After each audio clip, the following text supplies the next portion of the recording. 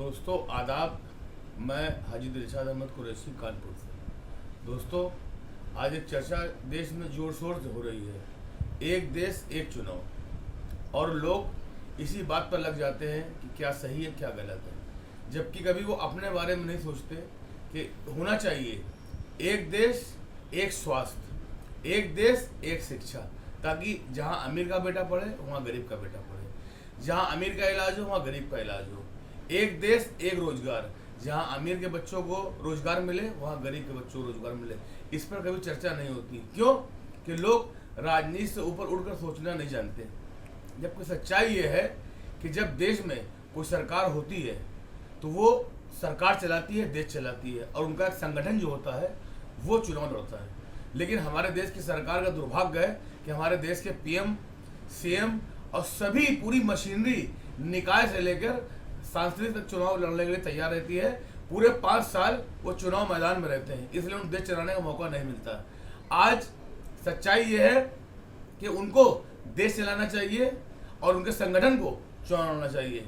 जिस तरह सरकार देख रही है, पहले देखती थी कि हर राज्य में वो जीत रही है तो कभी एक देश एक चुनाव की बात नहीं करती थी। आज धीरे धीरे उसके हाथ से हर राज्य निकल रहा है, हर राज्य वो हार रही है। तो आज के जहन में आ गया है कि एक देश एक चुनाव होना चाहिए। लेकिन दोस्तों इससे क्या फर्क पड़ेगा? क्या पैसा बहुत बच जाएगा? जबकि सरकार, हमारी मौजूदा सरकार सरकारी खजाने से चुनाव लड़ती है, सरकारी खजाने के पैसे से चुनाव लड़ती है। खर्चा तब भी होता है, क्या उस खर्चों को बताएंगे? जबकि सच्चाई ये है कि देश की ईमानदार सरकार वो होगी जो अपने मिलने वाले चंदे को चेक से लेगी, जबकि कोई चेक से चंदा नहीं लेता। इससे पता लगता है कि हमारे देश की सरकार कितनी संवेदनशील, कितनी ईमानदार है। हमारे देश की सरकार जिस तरह एक देश एक चुनाव की बात कर रही है, इस तरह उसे एक शिक्षा और एक रोजगार, एक स्वास्थ्य की बात करनी चाहिए, जिससे लोगों का लाभ हो। और हमें उन लोगों से भी कहना है जो लोग सिर्फ चुनावी मुद्दों पर आकर सही और गलत की पहचान करना शुरू कर देते हैं, उन्हें अपने बच्चों के लिए भी कुछ चाहिए। क्यों?